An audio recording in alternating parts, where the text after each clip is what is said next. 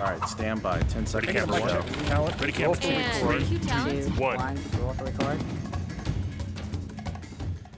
Is the GOP getting trumped? I'm John Phillips, and the Donald is back at the top of our rundown today. Yes, the Republican Party is in turmoil as the Trump campaign catches fire. A Huffington Post is even using the F word. No, not the F word that Steven Cruiser uses in a stand-up act. Well, probably that one too. But this F word is frontrunner. Trump himself attributes his success to a return of the silent majority, saying, "I think the polls are a testament. You see what's happening, and now they're saying I'm going even higher. The country is fed up with what's going on. You know, in the old days, they used the term silent majority. We have the silent majority back, folks," end quote. But most other Republicans are running away from him and his tough stand against illegal immigration as fast as they can. Rick Perry, the former governor of Texas, said, quote, "Donald Trump does not represent the Republican Party. I was offended by his remarks. Listen, Hispanics in America and Hispanics in Texas from the Alamo to Afghanistan have been extraordinary people, citizens of our country and of our state," end quote. And Jeb Bush said Trump is wrong on this. He's doing this. He's not a stupid guy. Don't think he thinks every Mexican crossing the border is a rapist. He's doing this to inflame and incite and to draw attention, which seems to be his organizing principle of his campaign, end quote. And former nominee Mitt Romney, when asked if Trump's comments on Mexicans have hurt the Republican Party, replied, quote, "Yes, I think he made a severe error in saying what he did about Mexican Americans," end quote. Will the populist Trump take the GOP back to the people, or will he flame out? Is he hurting the party by driving a wedge between them and Hispanics, or telling the truth? The career politicians just refuse to tell. Joining me to answer these questions and much, much more, from the beautiful state of Colorado is PJTV contributor and blogger at vodkapundit.com, Stephen Green. And here in sunny Southern California, comedian and PJTV contributor, Steven Cruiser. The numbers are undeniable. Everyone's talking about Bernie Sanders because he got 10,000 people to show up in Wisconsin, which is impressive. 10,000 people in any building is a big deal for a political rally. But he hasn't caught fire in the polls. Trump is number 2 in national polls, number 2 in Iowa, number 2 in New Hampshire. Does he have the hearts of the rank-and-file GOP voters? At the moment, he actually might right now. I think we discussed a couple of weeks ago about the fact that people find it refreshing to not be hearing political speak. I mean, we're inundated with political speak. We get more sick of it in these extended presidential primary campaigns. Now it just goes on forever and ever and ever. And it's like, for the sports fans out there, you know, when you listen to an athlete or a coach being interviewed after a game, they all say the same thing over and over again. And the same thing happens with politicians. And Trump is out there, and we talked about this last week too when we were talking about Trump, and I would not back down, and I'm not backing down. I said he's right about this stuff. He may be indelicate, but he's right about this. And then 2 days afterward, this girl gets killed in California, in San Francisco, in Sanctuary City, by a guy who's been deported 7 times. So there are criminals. These are bad people coming across the border, and no one ever wants to talk about it. So I'm not backing off of that. I think he's legitimately catching fire now, and the news is bearing out the truth of what he's saying, too. So he may be a little fringe sometimes, he may be a little lunatic sometimes, but on this, he's right. I don't know how much long-term staying power it's got, and I honestly don't know what his attention span is on this. I think that's the more important question here. But but right now, I say it's legit.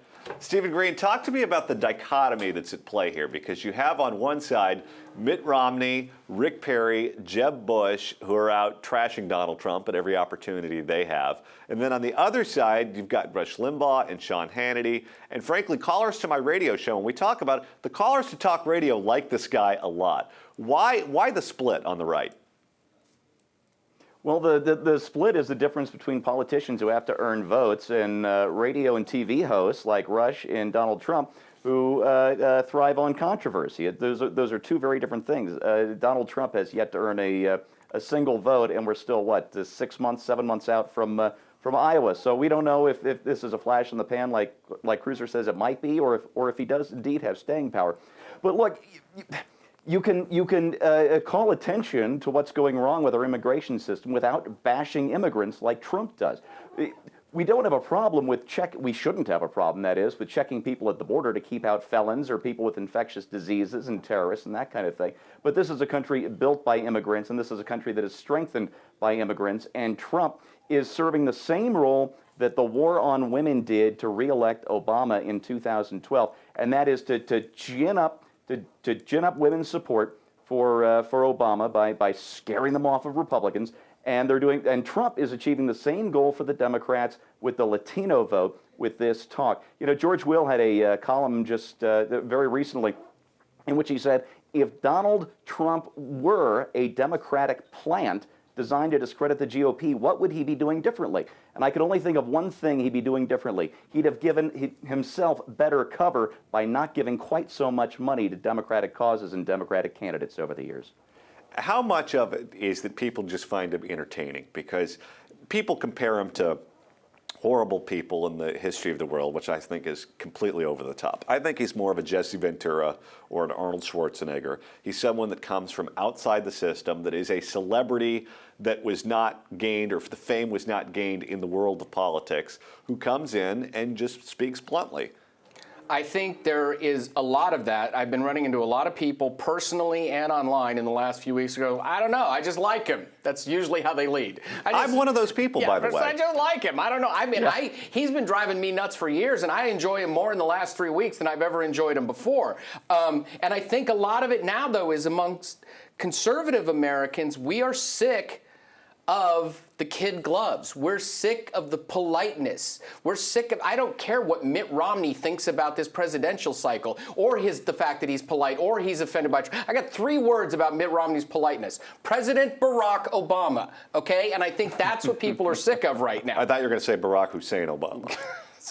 I try not to let that word come out. No, so I think there's a genuine disgust with the fact that Trump isn't forcing the issue, that they're trying to run away from him, instead of saying, you know, this is all I've ever asked, is that we have an honest discussion about the violence that gets exported from Mexico too. And the Democrat way is to pretend it's not happening, and what the GOP people are running away from Trump statements right now, they're doing the same thing. They're pretending that it's all just the plucky young farm workers and the hotel people and smiles and just sending the Western Union money back to Mexico, and I'm sick of that. Is Mitt Romney right? Is this a problem for the Republican Party, or is this something very specific to Donald Trump? Because Hillary Clinton, Stephen, just gave an interview to CNN where she tried to say the Republican Party was essentially Donald Trump. Do you think that's going to stick, or do you think that's just Hillary swinging for the fences? Well, did you actually watch that Hillary interview on CNN? It was softball after softball with 0 follow-ups, even though Hillary was caught in 3 pretty blatant lies. But you know, politically, she's pretty savvy. At least when she's got Bill whispering in her ear. And on this one, I don't know. The way I see it is Trump can be used to brand the GOP as anti-Latino or anti-Hispanic, and that very well might stick, especially since we have the complicit media working on the Democrats' side. It's one of these. We're going to have to see if Trump flames out or not. If he doesn't, then maybe he is the new face of the GOP. It's a much more populist GOP. It is less of a it's less of the constitutional party in that case than I like to think of it as. And if that's the future of the party, I think that's a real shame. All right, I want both of you to look in your crystal ball here. Crystal ball's plural, I guess, but that came out the wrong way. The Republican debate on Fox is going to happen in a very short order. How does Donald Trump behave at this debate, and how do the other candidates respond to him? Well, it depends on how much there is about the moderator forcing them to respond to Trump, which I think there's going to be a lot of, probably. I think we're going to be looking at sort of a Newt Gingrich on steroids effect here. You know, Newt, in the last cycle, one of the debates, he was always rejecting the premise and being a little dismissive of the moderators and everything. Insulting. I think we're going to see that on steroids with Trump right now. He won't sit there and politely or academically reject the premise. He'll look at George Stephanopoulos and say, that's a stupid question. And you're an idiot, yeah, and I'm you're rich. an idiot. idiot and I've made more money than you and shut up. But I think it will give I think it will give the GOP candidates a very good opportunity to learn how to combat garbage questions from the press, making them respond to things that they shouldn't have to respond to. But I also think I'm really, really hoping he can force the debate on some issues. Economically, on this issue, I'm really hoping that he can push it in a direction that makes them talk about it and kind of just overrun the moderators and whatever stupid social questions they're going to ask. How about it, Stephen? Is he going to turn it into a zoo? Well, I don't know if it's going to. Well, all of these debates are zoos, with or without Donald Trump. I mean, I live blog, drunk blog, each and every single one of these things every election cycle, and they're all zoos. Look, what Trump has to do to win one of these debates, because he's not really polished. Like, and I don't mean that as I mean this as a compliment to Trump. He's not polished like a Jeb Bush or a Mitt Romney.